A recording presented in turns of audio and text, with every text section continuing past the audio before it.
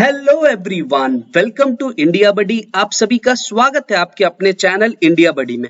जितने भी महाराष्ट्र के 10th या 12th के स्टूडेंट्स हैं उनके मन में इस 10 सवाल में से एक सवाल तो डेफिनेटली रहेगा।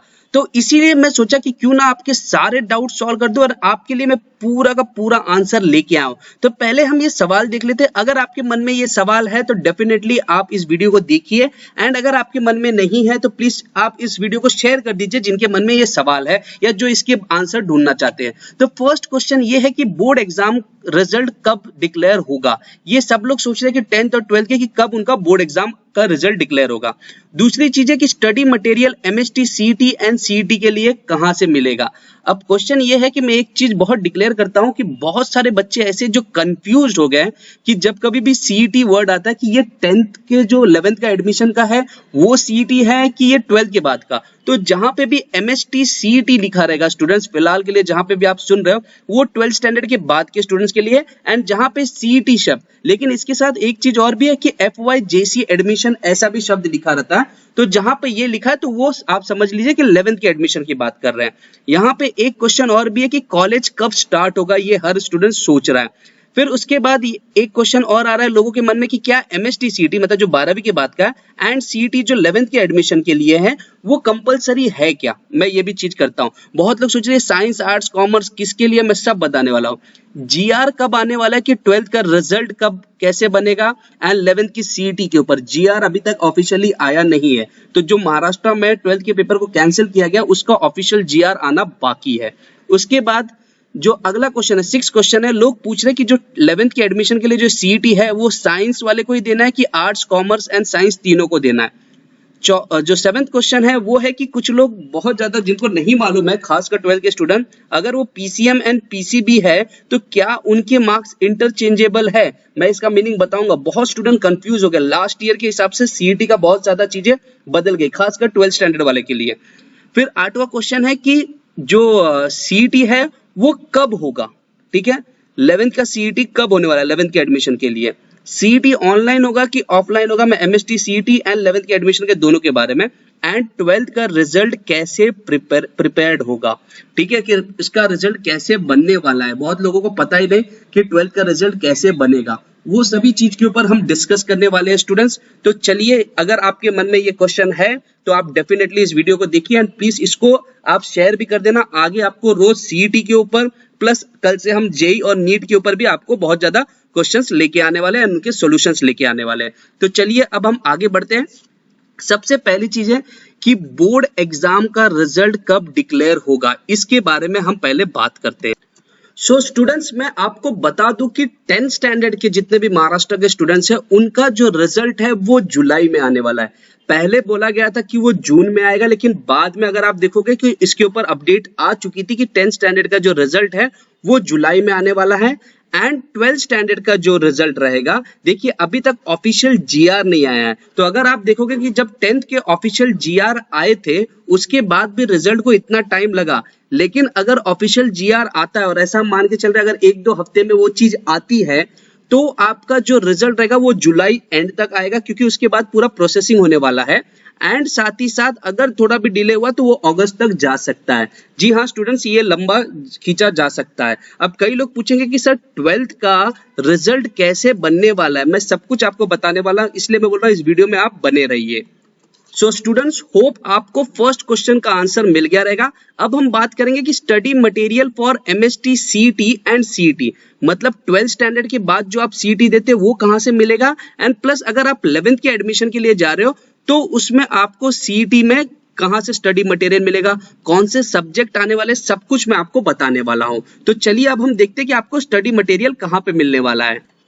सो स्टूडेंट, स्टडी मटेरियल आपको बहुत ज्यादा अवेलेबल है, लेकिन अगर आप शॉर्ट में चाहते हो कि 12th स्टैंडर्ड के स्टूडेंट हो, आप चाहते हो कि सीईटी देना है और इमीडिएटली कैसे भी करके मिल जाए, या जो 11th स्टैंडर्ड के लिए बच्चे प्रिपेयर कर रहे हैं जिनको लग रहा है कि ऑनलाइन की बहुत पढ़ाई हुई लेकिन कुछ समझ में नहीं आया, तो सभी के लिए बहुत अच्छी खबर ये है कि इंडिया बडी के अगर आप प्लेलिस्ट में जाते हो तो आप भले 10th स्टैंडर्ड के हो, मतलब आप 11th के लिए प्रिपेयर कर रहे हो या आप 12th के बाद सीईटी का प्रिपरेशन कर रहे हो, तो सबके लिए यहाँ पे आपको पूरा का पूरा यहाँ पे आपको स्टडी मटेरियल है।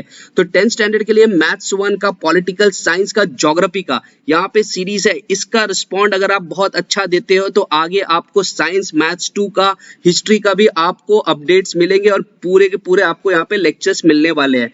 सिमिलरली जो स्टूडेंट्स जो 12th के लिए प्रिपेयर कर रहे हैं उनके लिए देखिए फिजिक्स के पूरे क्रैश कोर्सेस है, बहुत ज्यादा इंपॉर्टेंट। एमएसटी सीईटी में कैसे आपको प्रिपेयर करना है वो सारी चीजें दी है।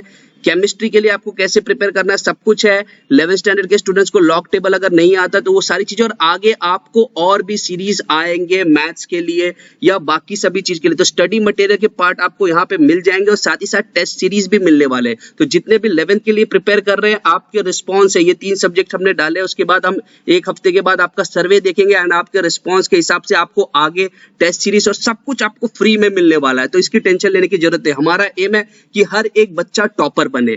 तो ये था आपको जहां पे स्टडी मटेरियल मिलने वाला है। तो होप आपको सेकंड क्वेश्चन का भी आंसर मिल गया रहेगा। थर्ड जो सबसे इंपॉर्टेंट क्वेश्चन है उसकी तरफ हम बढ़ते हैं। जो तीसरा क्वेश्चन अब लोग पूछ रहे हैं कि सर कॉलेज कब स्टार्ट होगा। बहुत लोग ये सोच रहे हैं कि जो 10th पास आउट हो रहे हैं वो सोच रहे हैं कि 11th कब से चालू होगा, जो फिलहाल जो प्रिपेयर कर रहे हैं 12th के बाद वो सोच रहे हैं कि आगे कॉलेज। देखिए स्टूडेंट्स, आपके रिजल्ट ही लगभग जुलाई के आसपास आ रहे हैं। उसके बाद जो एडमिशन प्रोसेस चलेगा वो कम से कम 1 से 1.5 महीना। एमएसटी सीईटी तो है, आप देख रहे हो, तो फिलहाल और भी डिले होते जा रहा है। सो जितने भी 10th के स्टूडेंट्स हैं उनका जो 11th का कॉलेज रहेगा, जो ऑफिशियल तरीके से स्टार्ट होगा, वो लगभग अगर आप मान के चलिए तो अगस्त एंड या सितंबर से स्टार्ट होने वाला। अगर चीजें बहुत एफिशिएंटली की गई, मतलब गवर्नमेंट के साइड से भी हैंडल किया, नहीं तो वो सितंबर एंड तक भी जा सकता है।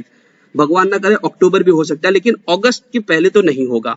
सिमिलरली जितने भी स्टूडेंट्स हैं जो एमएसटी सीईटी से टेक्निकल में जाना चाहते हैं, उनके लिए भी आपका जो एडमिशन प्रोसेस रहेगा सीईटी देने के बाद, रिजल्ट जनरेट होने के बाद भी 1 महीना तक लगभग जाता है। तो आप ये मान के चलिए कि जितने भी, अगर आप बीएससी या बीए बीकॉम नहीं कर रहे तो उनके लिए, जितने भी लोग हैं उनके लिए जो कॉलेज स्टार्ट होगा वो बेसिकली अगर आप देखोगे उनके पॉइंट ऑफ व्यू से, तो वो जो कॉलेज स्टार्ट होने वाला है वो लगभग सितंबर तक जाएगा एंड जो सीईटी दे रहे हैं उनके लिए लगभग अक्टूबर तक जाएगा। तो जितने भी 12th के स्टूडेंट्स हैं उनको अगर सीईटी देने के बाद वो आगे इंजीनियरिंग के जाए तो अक्टूबर आप मान के चलिए। 11th का जो कॉलेज है वो अगस्त एंड या सितंबर के फर्स्ट वीक तक स्टार्ट हो जाएगा। सो स्टूडेंट्स, अब नेक्स्ट बात करते हैं कि आपका question number 4, is MST CET and CET, जो मतलब 12th के बाद की जो सीईटी देंगे एंड जो 11th के बाद जो 11th के एडमिशन के लिए जो सीईटी दे रहे हैं वो कंपलसरी है कि नहीं। देखिए पहली बात है कि अगर जिनको 10th के लिए, जो 10th में पास आउट हो रहे हैं, 11th के एडमिशन के लिए सीईटी का डिटेल चाहिए, आपको डिस्क्रिप्शन में वो लिंक मिल जाएगी। तो आप इस चीज को मान के चलिए कि आपको डिस्क्रिप्शन में सीईटी की लिंक मिल रही है, तो उसको आप देख लीजिए कि सीईटी का क्या है। लेकिन इंपॉर्टेंट चीज यही है कि मैं बोलूंगा कि आपको सीईटी देना चाहिए, कंपलसरी नहीं है। लेकिन अगर आपने सीईटी नहीं दिया और आपने 100% भी लेके आए हैं आप, या 100% जो अभी सिस्टम चलता है, अगर आपने लेके आया है, उसके बावजूद पहला प्रेफरेंस सीईटी के स्टूडेंट्स को दिया जाएगा। तो अगर आपने सीईटी नहीं दिया तो आपको वेट करना पड़ेगा कि कब तक सीईटी का एडमिशन होता है, उसके बाद फिर आपको जो सीट्स बची रहेगी वो दी जाएगी। तो इसलिए मैं बोल रहा हूँ सीईटी आप दे दीजिए। अब जितने भी स्टूडेंट्स हैं जो सोच रहे हैं एमएसटी सीईटी के लिए कौन से पेपर होंगे, मैं ये फील्ड लेना चाहता हूँ, मैं वो फील्ड लेना चाहता हूँ, तो क्या इसके लिए सीईटी देना पड़ता है, इसके लिए कोई सीईटी है, मैं आपके सारे डाउट सॉल्व करने वाला। सो स्टूडेंट्स, उसके लिए आपको सिंपल चीज करना, आपको सीईटी सेल पे जाना है एंड जब आप सीईटी सेल पे जाते हैं ना स्टूडेंट्स, तो आप नीचे स्क्रॉल करोगे, left hand side and right hand side में आप अंडर ग्रेजुएट के कोर्सेस है। तो यहाँ पे आप देख रहे हैं कि बी बीटेक, मतलब जिनको इंजीनियरिंग करना है, फार्मेसी करना है, आर्किटेक्चर करना है, ये सभी के लिए आपको देख रहे हैं कि आपको यहाँ पे सीईटी और उससे रिलेटेड एडमिशन प्रोसेस है। तो आपको ये समझ के रखना है, यहाँ पे तो कुछ इन्फॉर्मेशन दी रहेगी, लेकिन आपको ये समझना कि आपको अंडर ग्रेजुएट, जैसे ये एलएलबी वाले, बीएड वाले, तो इनको समझ में आना चाहिए कि सारे जो एडमिशंस होंगे वो बेसिकली कौन से सीईटी वाले और कौन से नॉन सीईटी वाले। बहुत ज्यादा स्टूडेंट्स कंफ्यूज हो जाते हैं कि बीएससी आईटी करना है या कंप्यूटर साइंस करना है तो उसके लिए सीईटी देना पड़ेगा कि नहीं देना पड़ेगा। तो उन सभी के लिए मैं बता रहा हूँ ये एक बेस्ट तरीका है जिससे आप आइडेंटिफाई कर सकते हैं। सो स्टूडेंट्स, आपको क्वेश्चन नंबर 4 का आंसर मिल गया रहेगा। अब हम क्वेश्चन नंबर 5 की तरफ बढ़ते हैं, जिसमें बोला गया कि when will GR come for 12th result and 11th CET. क्योंकि 12th के पेपर को आपने देखा होगा न्यूज में आके डिक्लेयर कर दिया गया है कि 12th के पेपर कैंसिल हो गए, लेकिन उसका ऑफिशियल जीआर नहीं आया, मतलब गवर्नमेंट के पॉइंट ऑफ व्यू से ये नहीं आया है कि कब आपका 12th का पेपर कैंसिल हो गया, ऑफिशियली ये चीज नहीं आई है। एंड 11th के सीईटी के लिए भी जीआर नहीं आया कि मतलब 11th के सीईटी में कौन से सब्जेक्ट्स होंगे, किस तरीके से एमसीक्यूज रहेगा या क्या रहेगा, उसके ऊपर एमसीक्यूज का पेपर हो गया ये बताया, 2 घंटे का पेपर होगा, 100 मार्क्स के लिए रहेंगे, ये सभी चीज बताई गई है। लेकिन ये नहीं बताया गया है कि यहाँ पे आपका ऑफिशियली कौन से सब्जेक्ट आने वाले, वो सारी चीजें नहीं बताई है। तो ये जीआर कब तक आएगा, तो इसको आप एक्सपेक्ट कर सकते हो कि कमिंग वीक या उसके नेक्स्ट वीक तक आपका जीआर आएगा। ओके स्टूडेंट्स, तो जितने भी स्टूडेंट्स हैं आप मान के चलिए कि जून के 3rd वीक तक आपका जीआर आ जाना चाहिए। नेक्स्ट है कि जो सीईटी है, मतलब 11th के एडमिशन के लिए सीईटी, वो सिर्फ साइंस के बच्चे लोग को देनी है कि जिनको आर्ट्स एंड कॉमर्स लेना उनको भी देनी है। सीईटी आप सभी को देना, जिनको आर्ट्स लेना है या कॉमर्स लेना है या साइंस लेना है, आप सभी को सीईटी देना है। कंपलसरी नहीं है, लेकिन अगर आप सीईटी दोगे तो उसी के बेस पे रिजल्ट बनेगा, उसी के बेस पे सॉरी आपका एडमिशन होगा। तो मान लीजिए कोई बच्चा है जिसको आर्ट्स लेना, उसने सीईटी दिया है और दूसरे बच्चे ने नहीं दिया है, तो पहले जिसने सीईटी दिया उसको आर्ट्स में एडमिशन मिलेगा, बाद में सीट बची रहेगी तो जिसने नहीं दिया उसका एडमिशन होगा। Similarly for commerce, similarly for science. तो सीईटी कंपलसरी नहीं है, लेकिन सीईटी एक बहुत अच्छा एडवांटेज दे रहा है। अब नेक्स्ट हम बात करेंगे कि कुछ लोग पूछ रहे हैं कि सर जो 12th की सीईटी है उसमें कुछ बच्चे ने अगर पीसीएम दे रहे हैं और कुछ लोग पीसीबी दे रहे हैं, मतलब फिजिक्स केमिस्ट्री मैथ्स दे रहे हैं एंड फिजिक्स केमिस्ट्री बायोलॉजी दे रहे हैं, तो क्या उनके मार्क्स इंटरचेंजेबल है। अब कुछ लोग बोलेंगे कि सर मेरे को समझ में नहीं आया कि ये शब्द है क्या। इस साल सीईटी में बहुत अच्छा एक ट्विस्ट आ गया है, खासकर 12th के सीईटी के लिए। तो चलिए पहले हम उसको अच्छे से समझ लेते हैं, फिर मैं आपको बताता हूँ कि ये चीज क्या है। सो स्टूडेंट्स, मान लीजिए 2 स्टूडेंट्स ने, या आपके सीईटी के जो डॉक्यूमेंट है उसमें भी बताया गया कि 2 स्टूडेंट हैं एंड उन्होंने बेसिकली पेपर दिया पीसीएम एंड पीसीबी, मतलब physics chemistry biology and physics chemistry maths, and उनको पहले में मिला। देखिए पहले क्या होता था कि फिजिक्स एंड केमिस्ट्री का एक पेपर होता था, बायोलॉजी एंड मैथ्स के अलग होते थे, लेकिन इस बार ना पूरा शिफ्ट वाइज कर दिया। तो आपका फिजिक्स केमिस्ट्री एंड बायोलॉजी एक साथ लिया जाएगा एंड फिजिक्स केमिस्ट्री मैथ्स वापस लिया जाएगा। आप अगर आप दोनों दे रहे हैं तो मान लीजिए किसी स्टूडेंट को फिजिक्स में पहली बार उसने पेपर दिया बायोलॉजी के साथ, तो उसको 40 मार्क्स मिले आउट ऑफ 50। केमिस्ट्री में उसको अगर आप देखोगे उसको 20 मार्क्स मिले आउट ऑफ 50 एंड बायोलॉजी में उसको 80 मार्क्स मिले आउट ऑफ 100। फिर उसने दूसरा सेशन दिया फॉर मैथ्स के लिए, तो उसको वापस फिजिक्स केमिस्ट्री देना पड़ेगा क्योंकि कंबाइंड 3 आवर्स का पूरा सेशन होने वाला है। तो उसमें उसको फिजिक्स में मिला 10 मार्क्स, केमिस्ट्री में उसने अच्छा परफॉर्म किया, उसको मिला 40 आउट ऑफ 50 एंड मैथ्स में मिला 90। अगर आप देखोगे दोनों में जो स्कोर बनता है वो 140 हो रहा है। तो बच्चा जो है वो बोलेगा कि, जो सीईटी सेल को बोलेगा कि देखो फिजिक्स पहले भी मैंने दिया था, उसमें पहली बार वाले में भी और दूसरी बार में भी मैंने दिया है, तो क्या मेरे फर्स्ट टाइम वाला फिजिक्स का जो मार्क्स है जो मैंने पीसीबी में स्कोर किया है 40, वो मेरे पीसीएम में जोड़ दीजिए ना। मतलब ये वो बोलना चाहते हैं कि ये जो मेरा 10 मार्क्स है ना, इसको आप हटा के इसको इसके साथ आप इंटरचेंज कर लो, ये 40 के साथ, तो उसका स्कोर कितना हो जाएगा, फिर उसका स्कोर 170 हो जाएगा। वो बोल रहा है ये 10 हटा दो और ये 40 दे दो। नहीं, दिस इज नॉट पॉसिबल। आपका पूरा सेट देखा जाएगा, मतलब पीसीबी में कितना लाए वो या तो आप उसको सेलेक्ट कीजिए, या तो आपने पीसीएम में कितना लाया उसको। आप ऐसे नहीं कर सकते कि फिजिक्स इसका ले लिया, केमिस्ट्री इसका ले लिया और फिर डिसाइड किया कि बायोलॉजी में जाना कि मैथ्स में। नहीं, you have to go with entire set. ये चीज आपको पता होनी चाहिए। तो चलिए अब हम नेक्स्ट क्वेश्चन की तरफ बढ़ते हैं। सो अब हमारा 8वां क्वेश्चन है जो सबसे ज्यादा इंपॉर्टेंट है, when will CET happen for 11th admission. 11th के एडमिशन के लिए सीईटी कब होगा। देखिए स्टूडेंट, सीईटी के लिए अभी जीआर नहीं आया है, तो जीआर आते आते जो आपका जून है वो एंड आ जाएगा। उसके बाद भी अगर आप देखोगे सीईटी के पेपर के लिए एटलीस्ट वो जो रजिस्ट्रेशन एंड सारा प्रोसेस रहेगा उसको वो 1 महीने का टाइम तो देंगे, ठीक है, क्योंकि वहां पे कहाँ पे आपका सेंटर लगने वाला है, ये सारी चीजें वहां पे 1 महीने का। तो आप एक्सपेक्ट कीजिए कि सीईटी का पेपर जो होगा वो कितना भी अगर कोशिश किया जाए जल्दी से जल्दी, तो वो जुलाई के एंड में हो सकता है या अगस्त में होगा। तो 11th के लिए जो सीईटी होगा वो अगस्त के आसपास होगा। अब लोगों का क्वेश्चन है कि सर जो सीईटी होगा वो ऑनलाइन होगा कि ऑफलाइन होगा। तो मैं बता दूं कि जो आप 11th के एडमिशन के लिए सीईटी दे रहे हो वो ऑफलाइन होने वाला है। एंड अगर आप एमएसटी सीईटी देने वाले हो तो उस केस में क्या होगा कि आपको पेपर जो है वो आपको कंप्यूटर पे दिखेगा, लेकिन आपको सेंटर पे जाना होगा। तो ये चीजें मालूम है, कंप्यूटर बेस्ड टेस्ट होता है 12th स्टैंडर्ड के लिए। एंड 11th का अगर आपको एडमिशन लेना है तो वो ऑफलाइन पेन पेपर वाला वो सीईटी होने वाला है, जहां पे आपको क्वेश्चन पेपर दिया गया रहेगा एंड ओएमआर शीट में आपको भरना है। तो अगर आपको पूरा इन्फॉर्मेशन चाहिए तो डिस्क्रिप्शन में मैंने जो लिंक दी है उस पर आप जाके देख सकते हैं। एंड दूसरी इंपॉर्टेंट चीज है, आप स्टडी मटेरियल को भी इसमें से डिस्क्रिप्शन में देख सकते हैं। अब सबसे last question, how will 12th standard result will be prepared?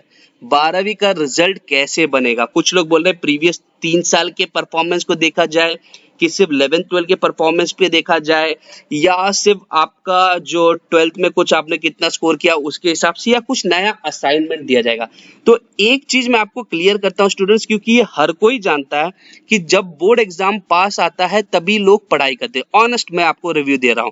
तो यहाँ पे जो आपका मेजॉरिटी पार्ट जो बनेगा वो बेसिकली 12th से रिलेटेड ही बनेगा। मतलब 12th में आपके जो ओरल हो सकते हैं या प्रैक्टिकल के पॉइंट ऑफ व्यू से हो सकते हैं, जो भी पेपर हुए उसके हिसाब से। एंड रिमेनिंग जो पार्ट बनेगा वो शायद आपके प्रीवियस ईयर के परफॉर्मेंस पे। लेकिन वो कौन से ईयर, भले वो 10th 9th होगा, 10th होगा कि 11th होगा कि 10 11 12 होगा, ये डिसीजन थोड़ा वेरी होता है। बट जो मेजॉरिटी केस में आएगा कि आपके जो मेजॉरिटी पार्ट रहेगा वो आपके 12th के परफॉर्मेंस के ऊपर कॉलेज में, भले आपके कॉलेज में पेपर हुआ हो या नहीं हुआ है तो वो ओरल प्रैक्टिकल के बेस पे वो डिसाइड करेंगे।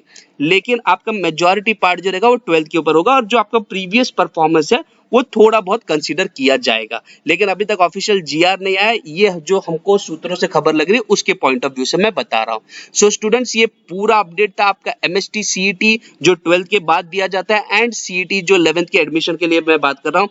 आपको जेई और नीट के भी बड़े बड़े अपडेट आएंगे। चैनल को आप सब्सक्राइब करके रखिए, आगे आपको ऐसे वीडियो रोज मिलेंगे, बहुत ज्यादा स्ट्रैटेजीज एंड एवरीथिंग आपको अपडेट मिलने वाला है। डेली एक 11th के ऊपर जो सीईटी है उसके ऊपर आपको वीडियो मिलेगा, एंड प्लस 12th के जो एमएसटी सीईटी है उसके ऊपर वीडियो मिलेगा, प्लस आपको जेई और नीट के ऊपर भी अब वीडियो स्टार्ट हो रहे हैं। सो जितने भी 11th के स्टूडेंट्स हैं उनको मैं बता दूं जो 11th के प्रिपरेशन कर रहे हैं, आप डिस्क्रिप्शन में दिए हुए स्टडी मटेरियल को पढ़िए।